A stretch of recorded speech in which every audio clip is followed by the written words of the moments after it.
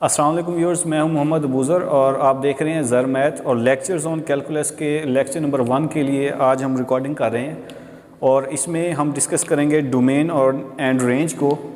तो domain and range of A functions में आप देख रहे हैं सबसे पहली जो टर्म यूज़ हो रही है वो है फंक्शंस। तो फंक्शंस का थोड़ा सा ब्रीफ से इंट्रोडक्शन देख लें आप कि फ़ंक्शन जो है हमारे पास एक तरह से एक ऐसी डिवाइस है या आप इसको मशीन कह सकते हैं जिसको हमने कुछ वैल्यूज़ देनी होती हैं, ठीक है, और उन वैल्यूज़ के अगेंस्ट वो हमें कुछ और आउटपुट के तौर पे वैल्यूज़ देता है, ठीक है। जैसे फॉर एग्जांपल आप कैलकुलेटर के ऊपर हम करते हैं 2 + 2, तो ये जो 2 + 2 कर रहे हैं हम, ये अपनी तरफ से हम उसको वैल्यू दे रहे हैं, इसको हम कहते होते हैं इनपुट। ये इनपुट वैल्यूज़ होती हैं। और जब आप इक्वल प्रेस करते हैं और उसके बाद हमें आंसर के तौर पे 4 मिलता है, तो वो जो 4 होता है वो उस कैलकुलेटर वो जो हमें देता है वो उसका क्या होता है, आउटपुट होती है, ठीक है। तो वो बेसिकली उसमें एक फंक्शन परफॉर्म कर रहा होता है। तो ये जो इनपुट होती है यानी जो वैल्यूज़ हम दे रहे हैं फंक्शंस को और हमें रिज़ल्ट के तौर पे आउटपुट मिल रही है। अच्छा, ये जो हमारे पास इनपुट वैल्यूज़ होती हैं इसको हमने नाम देना होता है डोमेन का, ठीक है। और जो आउटपुट वैल्यूज़ मिलती हैं हमारे पास रेंज होती हैं, ठीक है। अच्छा, अब ये जो डोमेन होता है इसको हम प्रॉपरली डिफ़ाइन कर लेते हैं। देखें, किसी भी फंक्शन में जो आपने वैल्यूज़ देनी है, अपनी मर्ज़ी से वैल्यूज़ देनी है, ठीक है, उसको हम कहेंगे डोमेन। तो set of all values which a function can take, जितनी भी वैल्यूज़ हैं जो एक फंक्शन ले सकता है, ठीक है, इनपुट वैल्यूज़ भी आप इसको कह सकते हैं, उसको हम नाम देंगे डोमेन का। और उसके अगेंस्ट जो फंक्शंस वैल्यूज़ देने के बाद जो हमें वैल्यूज़ देगा एज अ रिज़ल्ट, ठीक है, वो उसकी रेंज होगी, यानी set of all values which a function can give. Domain में से वैल्यूज़ लेने के बाद वो फंक्शन कौन कौन सी रिज़ल्ट के तौर पे वैल्यूज़ दे रहा है, ये उसकी रेंज की वैल्यूज़ कहलाएंगी, ये उसकी रेंज होगी, ठीक है। और ये इंपॉर्टेंट टॉपिक है कैलकुलस के अंदर, इसलिए आज हम इसको ज़रा डिटेल से डिस्कस करेंगे और मुख्तलिफ़ फंक्शंस की हम इसमें डोमेन और रेंज फाइंड करेंगे, जिसमें लीनियर फंक्शन है, रैशनल फंक्शन की करेंगे, एब्सोल्यूट फंक्शन है और क्वाड्रेटिक फंक्शंस है, और वो 2 टाइप के फंक्शंस भी हम डिस्कस करेंगे जिनकी डोमेन और रेंज फाइंड करना स्टूडेंट्स के लिए थोड़ा डिफ़िकल्ट हो जाता है, उसको भी हम डिस्कस करेंगे इंशाल्लाह। सबसे पहले हम आ जाते हैं लीनियर फंक्शन के ऊपर। देखें, लीनियर फंक्शन अगर हम इसको डिफ़ाइन करें सबसे पहले, तो इसकी जो जनरल इक्वेशन हम लिख सकते हैं y = ax + b। इसमें आप देखें ये जो x है इसकी मैक्सिमम पावर जो है लीनियर फंक्शन में 1 होगी, ठीक है। मैक्सिमम पावर अगर वेरिएबल की 1 है x की, तो वो हमारे पास एक लीनियर फंक्शन होता है। इसकी डोमेन और रेंज तो फाइंड करना आसान होता है, इतना डिफ़िकल्ट नहीं है ये। हम एक एग्जांपल ले लेते हैं। इसमें लेट्स सपोज मैं एक फंक्शन ले रहा हूँ y = x + 1। हमने इसकी डोमेन और रेंज बतानी है। अच्छा, अब हमें पता है कि इसके अंदर जो वेरिएबल यूज़ हो रहा है x, ये इंडिपेंडेंट वेरिएबल होगा और ये जो y वेरिएबल है ये होगा डिपेंडेंट वेरिएबल। करेंगे क्या कि हम x को अपनी मर्ज़ी से कोई ना कोई वैल्यू देंगे और उसके अगेंस्ट हमें y की वैल्यूज़ मिलती जाएंगी, ठीक है। अब इसकी डोमेन और रेंज के लिए देखें, डोमेन जब आपने किसी भी फंक्शन की फाइंड करनी है तो आपने सिर्फ ये देखना है कि वो फंक्शन कौन कौन सी वैल्यूज़ ले सकता है। क्या ये फंक्शन सारे के सारे रियल नंबर ले सकता है, ठीक है, या इसको किसी वैल्यू के ऊपर कोई प्रॉब्लम है। ये तो एक बिल्कुल सिंपल सा फंक्शन है y = x + 1। इस फंक्शन को किसी वैल्यू के ऊपर प्रॉब्लम नहीं नज़र आ रही, यानी y = अगर x + 1 है तो इसकी डोमेन में x को आप कोई भी वैल्यू दें, ठीक है, आपको y की कोई ना कोई वैल्यू मिल जाएगी। यानी जितने भी रियल नंबर्स हैं ये ले सकता है इनपुट के तौर पे। तो इसकी जो डोमेन होगी वो ऑल रियल नंबर्स होगी, या आप उसको इस तरह से भी डिनोट कर सकते हैं, ठीक है। अब हमने इसकी रेंज का डिसीजन करना है। देखें, रेंज का डिसीजन उसके लिए आप थोड़ा सा ये मेथड सीख लें, और वो ये है कि y = x + 1, ये हमें फंक्शन गिवन था ओरिजिनल, ठीक है, इसकी हमने डोमेन बतानी थी। जब आपने इसकी रेंज फाइंड करनी होगी ना, तो इसका सबसे पहले इसका इन्वर्स फंक्शन फाइंड कर लें। पहले ये इक्वेशन सॉल्व की हुई है y की फॉर्म में, हम इसको x की फॉर्म में सॉल्व करेंगे। x को यहाँ पे सब्जेक्ट बनाएंगे, यहाँ पे x किसके इक्वल आ जाएगा, y को अगर हम शिफ्ट करते हैं, 1 को इधर शिफ्ट कर दें तो ये फर्दर आसान हो जाएगा कि x equals to y minus 1। अब हमारे पास ये जो है इसका एक इन्वर्स फंक्शन आ गया, ठीक है। अच्छा, अब इसकी इन्वर्स फंक्शन में होता यह है कि इसकी जो डोमेन होगी वो उसके फंक्शन की रेंज होगी। तो अब देखें, सिर्फ इसकी डोमेन देख लें। अब इसमें आपने y को वैल्यूज़ देनी है अपनी मर्ज़ी से, ठीक है। y को कौन कौन सी वैल्यूज़ आप दे सकते हैं, तो y भी बिल्कुल वैसी ही फंक्शन है जैसे ये है, तो इसमें भी आप सारे के सारे रियल नंबर पुट कर सकते हैं y में भी, ठीक है। इसको किसी के ऊपर प्रॉब्लम नहीं है। तो इसका मतलब है कि इस फंक्शन की जो रेंज होगी वो भी ऑल रियल नंबर्स होंगे, ठीक है। सारे के सारे रियल नंबर आ जाएंगे, इस फंक्शन को किसी पर कोई वैल्यू के ऊपर प्रॉब्लम नहीं है, ठीक है। अब ये जो इसकी डोमेन हमने फाइंड की थी बेसिकली, असल में वो उस ओरिजिनल फंक्शन की रेंज थी, क्योंकि ये एक इन्वर्स फंक्शन है। तो इस तरीके से आपने कोई भी आपके पास लीनियर फंक्शन आता है, आप अगर x के लिए y के लिए सॉल्व हुआ है, आप उसको x के लिए सॉल्व करें और उसकी डोमेन देख लें, वो ओरिजिनल फंक्शन की क्या होगी, वो उसकी रेंज बन जाएगी, ठीक है। अब हम दूसरे फंक्शंस की तरफ, लीनियर फंक्शंस को हमने डिस्कस कर लिया। अब हम देख लेते हैं कि एब्सोल्यूट फंक्शन की हम कैसे डोमेन और रेंज फाइंड कर सकते हैं। देखिए, अगर किसी भी अलजब्राइक एक्सप्रेशन है आपके पास, आप उसको एब्सोल्यूट वैल्यू के अंदर लिख दें तो वो हमारे पास एक एब्सोल्यूट फंक्शन बन जाता है, ठीक है। अब इसकी डोमेन और रेंज वैसे तो आसान है, लेकिन वो कुछ स्टूडेंट्स को इसमें प्रॉब्लम होती है, वो इसमें कन्फ्यूज़ हो जाते हैं। हम एक कोई एब्सोल्यूट फंक्शन ले लेते हैं और उसके देखते हैं कि डोमेन और रेंज कैसे आप फाइंड कर सकते हैं। देखें, y equals to x minus 3, let's suppose ये हमारे पास एक एब्सोल्यूट फंक्शन है और हम इसकी अब डोमेन और रेंज फाइंड करना चाहते हैं, ठीक है। डोमेन इसके लिए तो आसान है। डोमेन में क्या होगा, सिर्फ आपने ये देखना है कि इसके अंदर जो वेरिएबल x आ रहा है, आप इसको कौन कौन सी वैल्यू दे सकते हैं। क्या सारे के सारे रियल नंबर इस फंक्शन को आप दे सकते हैं, या कोई वैल्यू ऐसी है जिस पर इस फंक्शन को प्रॉब्लम है, ठीक है। तो इस फंक्शन में बज़ाहिर ये जो एक एक्सप्रेशन है इसके अंदर वो लीनियर है, इसको किसी भी वैल्यू के ऊपर प्रॉब्लम नहीं होगी, ठीक है। मोस्टली जितने हमारे पास लीनियर फंक्शंस आते हैं, अगर उनके पास ऊपर स्क्वायर रूट हो या वो डिनोमिनेटर में हो तो वो एक अलग केस बनते हैं। अदरवाइज़ मोस्टली जो लीनियर फंक्शंस होते हैं उनकी डोमेन जो है वो रियल नंबर्स ही आती है, ठीक है। अब इसमें सारे के सारे आप रियल नंबर्स पुट कर सकते हैं, तो इसकी जो डोमेन होगी वो set of all real numbers ही होगी, कि इसको किसी भी वैल्यू के ऊपर प्रॉब्लम नहीं है। अब हमने देखना है कि इसकी रेंज क्या होगी, ठीक है। इसकी रेंज को पहले ये एब्सोल्यूट वैल्यू को समझ लें, फिर इसकी रेंज भी जो है वो आसानी से समझ आ जाएगी। देखें, अगर मैं लिखता हूँ यहाँ पे एक -5 एब्सोल्यूट वैल्यू और एक 5 एब्सोल्यूट वैल्यू, ठीक है, तो इन दोनों का जो हमें आंसर मिलेगा रिज़ल्ट, इन दोनों के अंदर कोई डिफरेंस नहीं है। क्योंकि एब्सोल्यूट वैल्यू के अंदर हम क्या करते होते हैं कि सिर्फ हम उस वैल्यू की सिर्फ न्यूमेरिकल वैल्यू लेते हैं, यानी -5 एब्सोल्यूट वैल्यू भी वो 5 के इक्वल आएगा, और ये तो वैसे इसकी एब्सोल्यूट पॉजिटिव है तो वो 5 के इक्वल आ जाएगा, ठीक है। तो नेगेटिव वैल्यू जो है एब्सोल्यूट में वो हम उसको प्लस में कर देते होते हैं, क्योंकि सिर्फ हम उसकी न्यूमेरिकल वैल्यू को लेते होते हैं। अब देखें, आप इसके अंदर कोई भी वैल्यू पुट करते हैं, लेट्स सपोज मैं इसमें नेगेटिव वैल्यू पुट करता हूँ कोई भी, x को हम देते हैं, x की जगह लेट्स सपोज मैं फंक्शन में -4 पुट कर देता हूँ, ठीक है। अब -4 -3 ये -7 एब्सोल्यूट वैल्यू हो गई। अब -7 इसी के तहत क्या हो जाएगा, वो 7 के इक्वल आएगा, ठीक है, क्योंकि सिर्फ हमने न्यूमेरिकल वैल्यू लेनी है इसकी। अब देख लें, कोई भी आप x को वैल्यू दे रहे हैं तो कभी भी इसका जो रिज़ल्ट है वो माइनस में नहीं आएगा, ठीक है। माइनस में अगर आ भी रहा है इधर, तो चूंकि एब्सोल्यूट वैल्यू की वजह से वो प्लस हो जाएगा, तो ओवरऑल जो हमारा आंसर आएगा वो प्लस में आएगा, ठीक है। तो कभी भी इसमें नेगेटिव नंबर नहीं आएगा। तो इसलिए हम इसकी क्या करते हैं, जब हमने इसकी रेंज फाइंड बतानी होगी तो इसकी रेंज में आप इसको 2 तरीक़ों से लिख सकते हैं।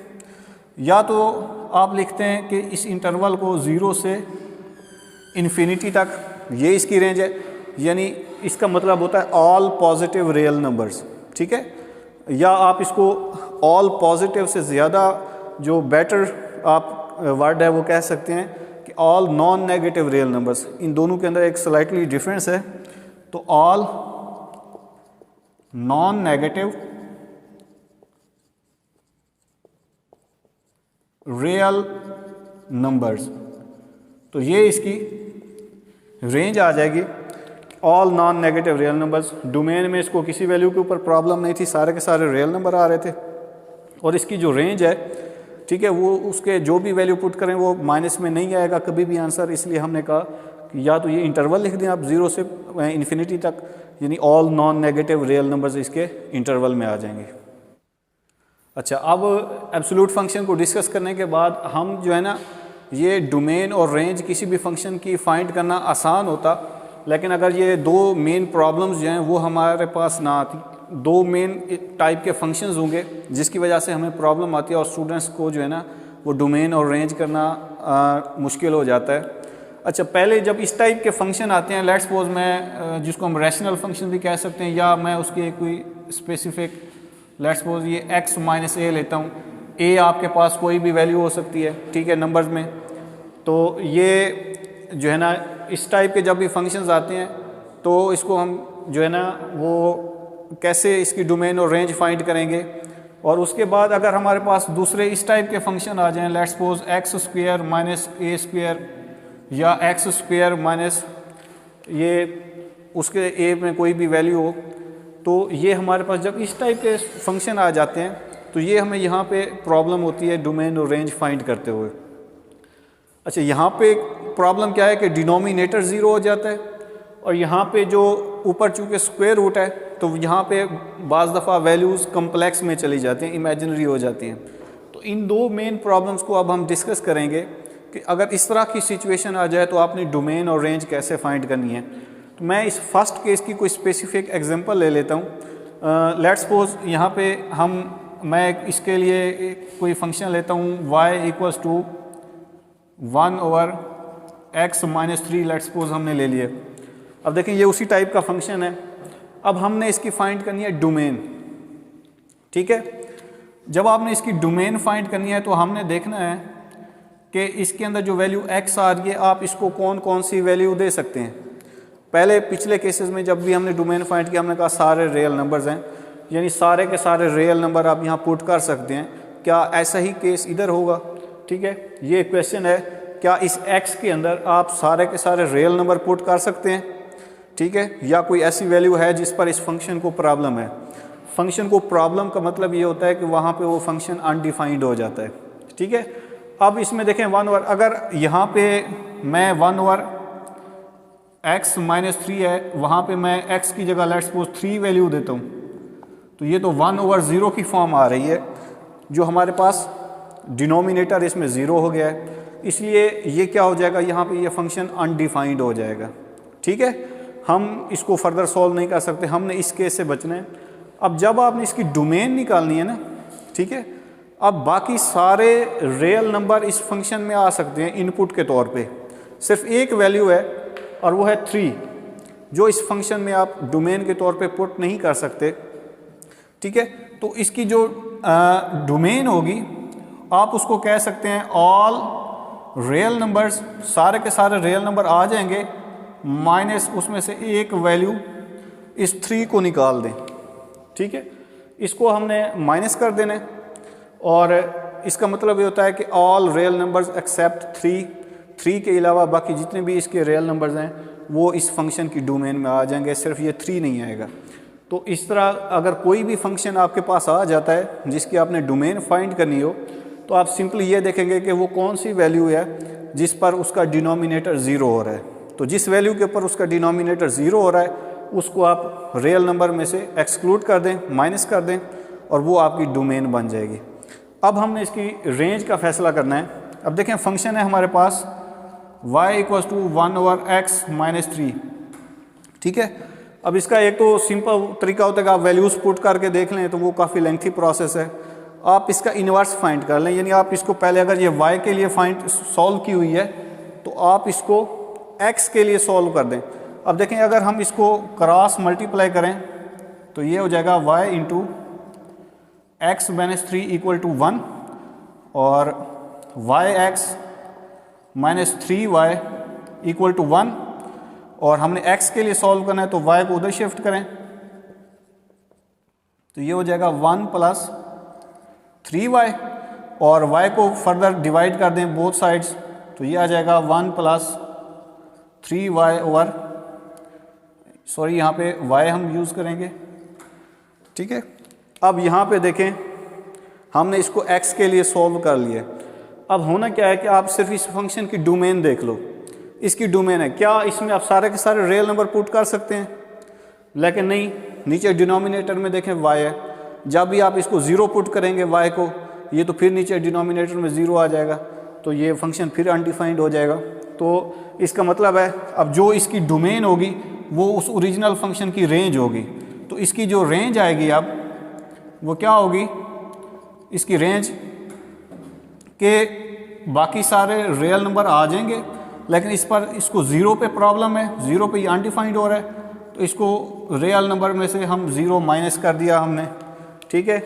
तो ये उसकी रेंज आ जाएगी कि रियल नंबर में से ज़ीरो माइनस हो गए हैं, ठीक है। तो आप लोगों ने जब भी कोई क्वेश्चन आ जाए इस तरह से, आप पहले y के लिए तो आप उसको x के लिए सॉल्व कर लें और उसकी डोमेन देख लें, जो इसकी डोमेन आएगी वो आपके ओरिजिनल फंक्शन की रेंज होगी। अच्छा, अब हम वो उसका दूसरा केस डिस्कस करते हैं कि अगर वो एक्सप्रेशन कोई स्क्वायर रूट के अंदर आ जाए तो आपने उसकी डोमेन और रेंज कैसे फाइंड करनी है, ठीक है। लेट्स सपोज हम एक एक्सप्रेशन लेते हैं जो स्क्वायर रूट के अंदर हो एक्स स्क्वायर माइनस 4 इसका स्क्वायर रूट। अब देखें ये एक्सप्रेशन स्क्वायर रूट के अंदर है और इस टाइप के क्वेश्चंस काफ़ी दफ़ा एग्जाम्स में आते हैं और मल्टीपल चॉइस क्वेश्चंस के तौर पे भी पूछे जाते हैं कि इसकी डोमेन और रेंज बताएं जी, तो ये थोड़े से ट्रिकी होते हैं। तो इसका फिर मैं अभी ग्राफ भी बना के आपको दिखाऊंगा कि वो कैसे इसकी डोमेन और रेंज लाई कर रही है। तो y equals to x square minus 4। अब देखें यहाँ से एक थोड़ा सा अंडरस्टैंडिंग डेवलप कर लें कि ये एक्स स्क्वायर माइनस 4 है उसके ऊपर स्क्वायर रूट है। लेट्स सपोज अगर इस पूरे एक्सप्रेशन का रिजल्ट नेगेटिव आ जाता है माइनस में, ऊपर स्क्वायर रूट है तो वो तो कॉम्प्लेक्स में चला जाएगा। लेट्स फॉर एग्जांपल यहाँ पे देखें अगर मैं यहाँ पे 1 पुट करता हूँ तो ये 1 माइनस 4 उसका स्क्वायर रूट, तो ये माइनस 3 का स्क्वायर रूट आ जाएगा, ये तो क्या हो जाएगा कम्प्लेक्स नंबर में चला जाएगा। तो इसलिए ये केस हम डिस्कस कर रहे हैं कि जब इस तरह की सिचुएशन हो तो आपने उसकी डोमेन और रेंज कैसे फाइंड करनी है। अब देखें इसकी डोमेन और रेंज के लिए ज़रूरी है कि ये जो इसके एक्सप्रेशन लिखा हुआ है इसके स्क्वायर रूट के अंदर, इसका पॉजिटिव होना ज़रूरी है, ठीक है। तो हम करेंगे क्या कि ये जो फंक्शन है एक्स स्क्वायर माइनस 4 ये पॉजिटिव होना चाहिए, ठीक है, यानी ग्रेटर देन और इक्वल टू 0 होना चाहिए, तभी जाके हम इसकी डोमेन और रेंज जो है ना आसानी से फाइंड कर सकते हैं। माइनस 4 को शिफ्ट करें ऑन दी अदर साइड तो ये 4 हो जाएगा, स्क्वायर रूट लेंगे जब तो ये प्लस माइनस 2। अब हमें दो वैल्यूज़ मिल रही हैं x के लिए, ये बेसिकली एक इंटरवल है, यानी इसमें एक x जो है वो ग्रेटर देन आ रहा है 2 से इक्वल टू भी, और x जो है वो लेस देन और इक्वल टू माइनस 2 आ रहा है, ये दो वैल्यूज़ हैं। अच्छा, इसको अगर रियल लाइन के ऊपर आप विजुलाइज करें कि ये इस चीज़ का क्या मतलब है, तो मैं एक रियल लाइन ड्रा करता हूँ। तो यहाँ पे हमारे पास प्लस इन्फिनिटी है, यहाँ पे माइनस इन्फिनिटी, यहाँ पे कहीं सेंटर में 0 लाई कर रहा है, 1 2 -1 -2 and up to so on from both sides. अब हमारे पास देखें ये एक x ग्रेटर देन 2 है, तो इसका मतलब है 2 यहाँ पे है, तो एक x की जो वैल्यू है, ठीक है, वो इस तरफ से होगी, यानी इस 2 से ऑनवर्ड जितने भी पॉजिटिव नंबर्स हैं वो इसकी डोमेन में आ जाएंगे, ये इंटरवल ये हमें बता रहा है। और दूसरा -2 से इस साइड के ऊपर भी जितने नंबर्स आ रहे हैं वो भी इसके डोमेन के अंदर लाई कर रहे हैं। सिर्फ एक पोर्शन है इसमें, ये जो -2 से 2 के दरमियान है, ठीक है, ये जो इंटरवल आ रहा है जहाँ पे इनफाइनाइट रैशनल्स और इरेशनल नंबर्स हैं, इस इंटरवल को हम डोमेन में नहीं ले सकते, क्योंकि अगर इस इंटरवल में से आप कोई वैल्यू लेते हैं, इसमें 2 और -2 शामिल नहीं है, ओपन इंटरवल है, इस इंटरवल में अगर आप कोई वैल्यू लेते हैं तो वो फंक्शन जो है ना, जैसे मैंने यहाँ पे किया है वो कम्प्लेक्स नंबर में चाह रहा था, तो इस इंटरवल में से कोई भी वैल्यू इसकी डोमेन में नहीं आ सकती। तो यहाँ पे इसकी जो डोमेन होगी उसको डोमेन को यानी ऑल रियल नंबर्स, ठीक है, माइनस दिस इंटरवल, इस इंटरवल को आप माइनस कर दें, यानी -2 से 2, ये इंटरवल माइनस हो गया तो ये इसकी डोमेन आ जाएगी इस फंक्शन की, ठीक है, x² - 4 की। तो रियल लाइन के ऊपर भी आपने देख लिया कि कैसे ये चीज़ यहाँ पे एग्जिस्ट कर रही थी। अब हमने फैसला करना है इसकी रेंज का। देखें, जब भी किसी फंक्शन कोई स्क्वायर में आ जाता है, क्वाड्रेटिक हो, तो उसकी रेंज का फैसला करना आसान हो जाता है। कैसे भला? कि क्योंकि आप इस x को जो मर्ज़ी वैल्यू दें, ठीक है, ये फंक्शन जो है हमेशा आपको क्या देगा? पॉजिटिव वैल्यू देगा, ठीक है, क्योंकि square of A negative number वो क्या हो जाएगा? प्लस में आएगा आंसर उसका। ये इंटरवल ऑलरेडी डोमेन से निकल गया है, तो इसकी जो रेंज होगी वो आप कह सकते हैं या तो ये इंटरवल लिख दें या फिर all non negative real numbers. तो all non negative real numbers, इसकी क्या आ जाएगी? रेंज आ जाएगी, ठीक है। अब इसको आप ये देख लें कि ग्राफिकली ये कैसे एग्जिस्ट कर रहा है। ग्राफिकली इस इंटरवल को हम कैसे मैनेज करेंगे? तो जब हम इस फंक्शन का ग्राफ ड्रा करते हैं तो वो कुछ इस तरह का बनता है कि लेट्स सपोज यहाँ पे सेंटर 0 है, 1 2 -1 -2, ये हम वैल्यूज़ ले रहे हैं। इस फंक्शन का जो ग्राफ बनेगा वो कुछ इस टाइप का होगा। यहाँ पे मैं इसको ड्रा कर रहा हूँ कि अब देखें, इसका 2 से ऑनवर्ड भी ये फंक्शन में सारे रियल नंबर्स डोमेन में आ रहे हैं और -2 से ऑनवर्ड भी ये सारे रियल नंबर में आ रहे हैं। सिर्फ एक पोर्शन है इसका और वो ये वाला है कि ये जो इंटरवल है -2 से 2, ये देखें ग्राफ में भी आपको नज़र आ रहा है कि ये इसकी डोमेन में नहीं आ रहा, ठीक है। तो ये इस तरह से ग्राफिकली भी आप इसको विजुलाइज कर लें। और यहाँ तक ये चीज़ क्लियर हो गई है। आगे कोई प्रॉब्लम होती है तो कमेंट सेक्शंस के अंदर ज़रूर बताइएगा मुझे किसी भी कंसेप्ट के हवाले से। और उम्मीद है आज का लेक्चर आपके लिए हेल्पफुल साबित हुआ होगा।